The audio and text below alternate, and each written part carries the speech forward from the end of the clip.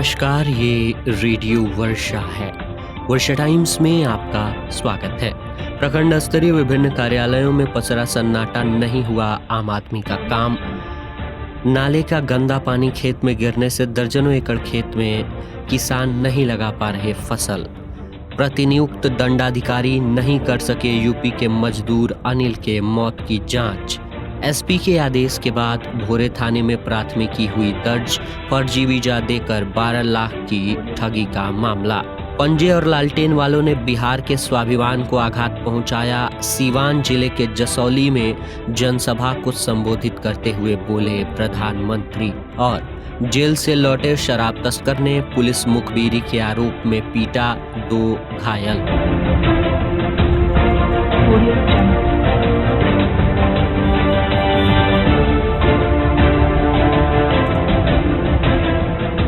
वर्षा times के साथ मैं नवनीत। अब वर्षा टाइम्स विस्तार से। फुलवरिया संवाददाता त्रिलोकीनाथ दुबे के अनुसार प्रधानमंत्री नरेंद्र मोदी के सीवान जिले के जसौली आगमन को लेकर शुक्रवार को प्रखंड स्तरीय विभिन्न कार्यालयों में सन्नाटा रहा। प्रखंड अंचल कार्यालय में जाति निवास के अलावे अन्य कार्यों से आए जरूरतमंद लोगों को बेरंग वापस लौटना पड़ा। आरटीपीएस काउंटर खुले, लेकिन अधिकारी के नहीं रहने से जाति निवास प्रमाण पत्र का कार्य नहीं हो सका। वहीं ई किसान भवन कृषि कार्यालय में पदाधिकारी व कर्मियों के नहीं रहने से खरीफ बीज के लिए कार्यालय पहुंचे किसान वापस लौट गए। ये स्थिति शुक्रवार को दिन के 2 बजे तक रही। इसके बाद धीरे धीरे सभी पदाधिकारी व कर्मियों का आना शुरू हुआ। सामुदायिक स्वास्थ्य केंद्र फुलवरिया में ओपीडी में केवल 1 डॉक्टर उपस्थित रहे। अस्पताल के अनेकों डॉक्टर व कर्मी प्रधानमंत्री के कार्यक्रम में गए हुए थे। अपर निबंधन कार्यालय भी सुनसान रहा। दिन भर जमीन से संबंधित कोई काम नहीं हो सका। फुलवरिया प्रखंड की ग्राम पंचायत फुलवरिया के फुलवरिया तेली टोला गांव स्थित नाला निर्माण नहीं कराए जाने से गंदा पानी खेत में गिर रहा है, जिसके चलते दर्जनों एकड़ खेत में फसल नहीं लग रही है। खेतों में गंदा पानी फैलने से एक तरफ मच्छरों के प्रकोप होने से भयंकर महामारी की आशंका है, तो दूसरी तरफ बदबू से ग्रामीणों का जीना हराम हो गया है। इससे संबंधित ग्रामीण अनेकों बार स्थानीय मुखिया के अलावे बीडीओ को मौखिक जानकारी देते हुए लिखित आवेदन भी दे चुके हैं, फिर भी आज तक नाला निर्माण कार्य कराने की दिशा में कारगर कदम नहीं उठाए जा सके। ग्रामीणों की मांग है कि हर केस बैठा के घर से पोखरी तालाब तक नाला निर्माण कराकर गंदे नाले के पानी को तालाब में गिराया जाए। मुखिया अल्ताफ हुसैन ने बताया कि इससे संबंधित प्रस्ताव गत पंचायत समिति की बैठक में दिया जा चुका है। बताया कि पंचायत के काजीपुर, छत्तू बथुआ, माड़ीपुर, फुलवरिया गाँव के पांडे टोला गाँव में नाला निर्माण का कार्य पूरा कर लिया गया है, जबकि फुलवरिया के अहिर टोली, तेली टोला, हरिकेश बैठक के दरवाजे से पोखरी तालाब तक व पांडे परसा गांव में नाला निर्माण से संबंधित राशि अब तक आवंटित नहीं हुई है, जिसके चलते नाला निर्माण कार्य में बाधा उत्पन्न हो रही है। राशि आवंटित होते ही नाला निर्माण से संबंधित प्रक्रिया शुरू कर दी जाएगी। वहीं बीडीओ पूजा कुमारी ने बताया कि राशि का अभाव है, जिसके चलते नाला निर्माण से संबंधित मामला लंबित पड़ा हुआ है। राशि आते ही शेष गाँव व टोलों में नाला निर्माण कार्य शुरू कर दिया जाएगा। डीएम पवन कुमार सिन्हा के निर्देश पर यूपी के मजदूर अनिल राम के मौत की जांच करने गुरुवार की देर शाम स्थानीय अस्पताल व थाना पहुंचे एसडीएम अभिषेक कुमार चंदन जांच प्रक्रिया पूरी नहीं कर सके। एसडीएम हथुआ एसडीपीओ आनंद मोहन गुप्ता के साथ फुलवरिया थाना पहुंचे, जहां थाना अध्यक्ष जय हिंद यादव से मौत के बिंदुओं पर पूछताछ की। इसके बाद सामुदायिक स्वास्थ्य केंद्र फुलवरिया पहुंचे, जहां मजदूर अनिल की प्राथमिक उपचार किया गया था। अस्पताल के प्रभारी चिकित्सा पदाधिकारी डॉक्टर शाहिद नाजमी ने उपचार के बिंदु पर वार्ता की। उसी क्रम में पीएम के आगमन को लेकर जिले में आवश्यक बैठक की सूचना प्राप्त हुई, जहां दोनों अधिकारी गोपालगंज के लिए निकल पड़े, जिसके चलते जांच प्रक्रिया पूरी नहीं हो सकी। एसडीओ ने बताया कि पुनः निर्धारित तिथि व समय पर फुलवरिया थाना व अस्पताल आकर जांच प्रक्रिया पूरी की जाएगी। जांच प्रक्रिया पूरी करने के बाद प्रतिवेदन जिलाधिकारी गोपालगंज को समर्पित किया जाएगा। उल्लेखनीय है कि मंगलवार की देर शाम थाना अध्यक्ष जय हिंद यादव के नेतृत्व में पुलिस की टीम कुख्यात शराब माफिया अजय की गिरफ्तारी को लेकर क्षेत्र के मदरवानी गाँव पहुंची थी, जहाँ पुलिस टीम पर कुख्यात अजय के नेतृत्व में दर्जनों भर महिला पुरुषों ने जानलेवा हमला किया था, जिसकी सूचना पर एसडीपीओ आनंद मोहन गुप्ता के नेतृत्व में कई थाने की पुलिस घटना घटनास्थल पर पहुंची थी, जहां पुलिस टीम व हमलावरों के बीच हो रही झड़प के दौरान 5 की संख्या में महिला सहित यूपी के गाजीपुर जिले के सुबुअल थाने के ढेडनी गांव निवासी कुख्यात शराब माफिया के घर पर नौकर का काम कर रहे अनिल राम को भी हिरासत में लेकर पुलिस थाने पहुंची थी, जहां घायल थाना अध्यक्ष जयहिंद यादव सहित पूरी टीम मजदूर अनिल राम को इलाज के लिए प्राथमिक स्वास्थ्य केंद्र फुलवरिया पहुंची। प्राथमिक उपचार के बाद अस्पताल के डॉक्टरों ने मजदूर की स्थिति बिगड़ते देख सदर अस्पताल रेफर किया, जहां इलाज के दौरान उसकी मौत हो गई थी। भोरे संवाददाता के अनुसार भोरे थाना क्षेत्र के कोरिया गांव निवासी रहमतुल्लाह अंसारी से 12 लाख रुपए की ठगी और जान से मारने की धमकी देने का मामला सामने आया है। पीड़ित रहमतुल्लाह विदेश भेजने का कार्य करते हैं और इसके लिए उन्होंने उद्यम पोर्टल व वैध पंजीकरण भी करवा रखा है। रहमतुल्लाह के अनुसार उत्तर प्रदेश के अम्बेडकर नगर जिले के भीमोड़ा थाना अंतर्गत बसंतपुर गांव निवासी भरत यादव और राम भवन यादव उनसे मिलने आए और कहा कि उनके पास जितने भी युवक विदेश भेजने के लिए तैयार हों उनके कागजात दे दिए जाएं। इस पर रहमतुल्लाह ने 15 युवकों के कागजात उन्हें सौंपे। इसके बाद दोनों आरोपितों ने युवक को फर्जी वीजा और टिकट थमाकर मुंबई बुला लिया। एक सप्ताह बाद सभी युवकों को वापस भेज दिया गया। इस पूरी प्रक्रिया में रहमतुल्लाह ने 17 अक्टूबर 2024 से 3 मार्च 2025 के बीच 12,01,500 रुपए अलग अलग किस्तों में दिए थे। जब उन्होंने अपने पैसे की मांग की तो जान से मारने की धमकी दी गई, जिसकी शिकायत पुलिस अधीक्षक से की, जिसके बाद एसपी के आदेश पर भोरे थाने में प्राथमिकी दर्ज की गई है। पुलिस ने मामला दर्ज कर लिया है, जांच शुरू कर दी है।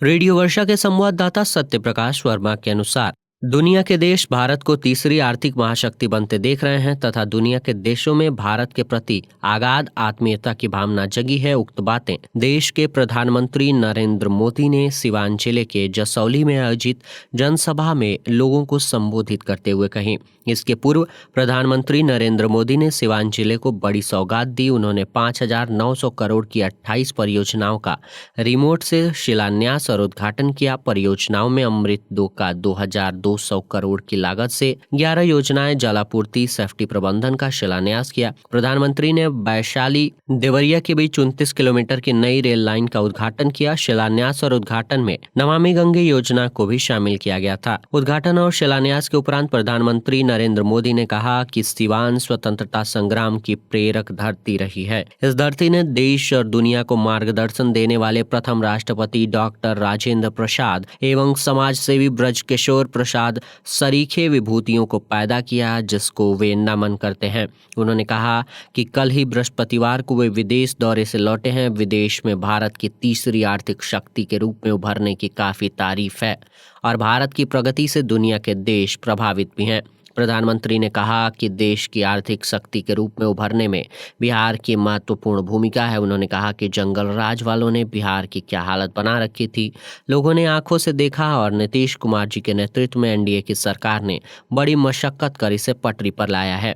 बिहार के लोगों के लिए उनका स्वाभिमान बड़ा होता है और बिहार के लोग कठिन से कठिन परिस्थिति में काम कर दिखाना जानते हैं। पंजे और लालटेन वालों ने बिहार के स्वाभिमान को आघात पहुंचाया। मोदी शांत रहने वाला नहीं, उसे तो बिहार के लिए और कुछ करना है, यहाँ के गांव-गांव और घर-घर के लिए करना है। उन्होंने कहा कि बिहार में 55,000 किलोमीटर सड़कें बनी हैं, 1.5 करोड़ लोगों को पानी का कनेक्शन मिला है, 45,000 से अधिक कॉमन सेंटर स्थापित किए गए और विकास की ये गति रुकेगी नहीं, चलती रहेगी। जनसभा को संबोधित करते हुए सूबे के मुख्यमंत्री नीतीश कुमार ने कहा कि बिहार के विकास में केंद्र सरकार का भरपूर सहयोग मिल रहा है। सिवान में आयोजित जनसभा में बिहार के राज्यपाल आरिफ मोहम्मद खान, केंद्रीय मंत्री गिरिराज सिंह, केंद्रीय मंत्री लल्लन सिंह, केंद्रीय मंत्री चिराग पासवान, रामनाथ ठाकुर, नित्यानंद राय, राजभूषण चौधरी, उप मुख्यमंत्री सम्राट चौधरी, उप मुख्यमंत्री विजय कुमार सिन्हा, मंत्री विजय कुमार चौधरी, उपेंद्र कुशवाहा, दिलीप जायसवाल सहित भारी संख्या में नेता मौजूद थे।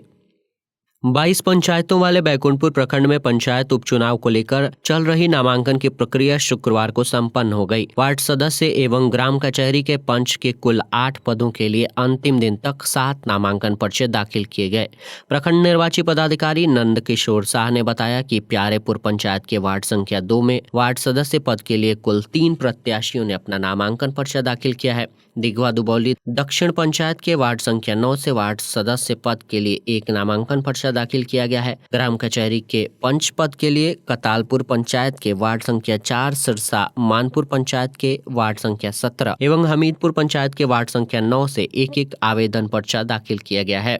उन्होंने बताया कि जिस पद के लिए एक नामांकन पर्चा दाखिल किया गया है वहां प्रत्याशियों को नामांकन पत्रों की जांच के बाद निर्विरोध निर्वाचित घोषित किया जाएगा। आरओ ने बताया कि 21 जून से 23 जून के बीच नामांकन पत्रों की जांच की जाएगी। 24 एवं 25 जून को नामांकन पर्चा वापस लिया जाएगा। उपचुनाव के लिए 9 जुलाई को मतदान की प्रक्रिया अपनाई जाएगी। मतदान सुबह 7 से संध्या 5 बजे तक कराया जाएगा। नामांकन के दौरान सहायक निर्वाची पदाधिकारी एवं बीपीआरओ सीमा कुमारी, सहायक निर्वाचन पदाधिकारी व प्रखंड आपूर्ति पदाधिकारी रविंद्र राय सहित कई अधिकारी मौजूद थे।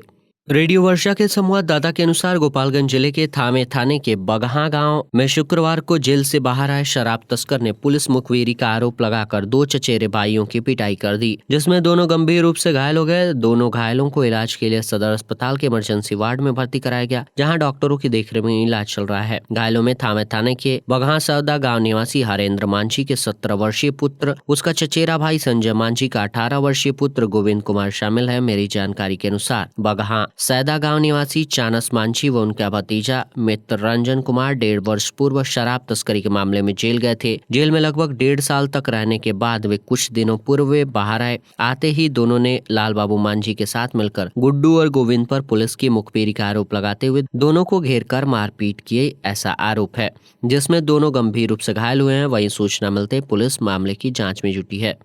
शहर के बंजारी चौक के समीप NH 27 के एलिवेटेड रोड पर शुक्रवार की अहले सुबह हरियाणा से मजदूरों को लेकर सहरसा जा रही बस की दूसरे बस से आमने सामने टक्कर हो गई, जिसमें लगभग आधा दर्जन मजदूर आंशिक रूप से घायल हो गए हैं। घायल मजदूरों को निजी क्लिनिक में इलाज के लिए बाद छोड़ दिया गया। मिली जानकारी के अनुसार गंगोत्री सर्विस की बस हरियाणा से लेकर मजदूरों को सहरसा छोड़ने जा रही थी, तभी सामने से आ रही बस उसमें ठोकर मारकर फरार हुई। हालांकि दुर्घटनाग्रस्त बस के चलते सड़क पर आवागमन बाधित हो गया। बाद में मौके पर पहुंची पुलिस ने बस को ठीक कराकर मजदूरों को रवाना किया। रेडियो वर्षा के विधिक संवाददाता के अनुसार मुख्य न्यायिक दंडाधिकारी आनंद कुमार त्रिपाठी की कोर्ट ने मारपीट के 6 साल पुराने मामले में 4 आरोपितों को दोषी पाते हुए 3 वर्ष तक शांति से रहने का बॉन्ड भरने तथा प्रत्येक 3 माह पर थाने में जाकर ठीक से रहने संबंधी सूचना देने का आदेश दिया है। इसके साथ ही कोर्ट ने 26,000 रुपए पीड़िता को मुआवजा देने का भी आदेश दिया है। अभियोजन पक्ष से डीपीओ विजय कुमार प्रसाद तथा बचाव पक्ष के अधिवक्ता DN सिंह की दलीलों को सुनने के बाद सजा सुनाई गई। बताया जाता है कि 3 अप्रैल 2019 को कटिया थाने के रूपपोइया गांव के सुदामा यादव की पत्नी प्रमिला देवी को लाठी डंडा तथा फरसा से मारकर गंभीर रूप से घायल किया गया था। मामले को लेकर उनके पति ने अपने ही गांव के कुछ लोगों के खिलाफ प्राथमिकी दर्ज कराई थी। कांड के अनुसंधानक की तरफ से आरोप पत्र समर्पित किए जाने के बाद मामले की सुनवाई कोर्ट में चल रही थी। और अंत में सुर्खी एक बार फिर, प्रखंड स्तरीय विभिन्न कार्यालयों में पसरा रहा सन्नाटा, आम आदमी का नहीं हुआ काम। नाले का गंदा पानी खेत में गिरने से दर्जनों एकड़ खेत में किसान नहीं लगा पा रहे फसल। प्रतिनियुक्त दंडाधिकारी नहीं कर सके पूरी यूपी के मजदूर अनिल के मौत की जांच। SP के आदेश के बाद भोरे थाने में प्राथमिकी हुई दर्ज। फर्जी वीजा देकर 12 लाख की ठगी का मामला। पंजे और लालटेन वालों ने बिहार के स्वाभिमान को आघात पहुंचाया। सिवान जिले के जसौली में जनसभा को संबोधित करते हुए बोले प्रधानमंत्री। और जेल से लौटे शराब तस्कर ने पुलिस मुखबिरी के आरोप में पीटा, 2 घायल। वर्षा टाइम्स का ये अंक यहीं समाप्त हुआ। नमस्कार।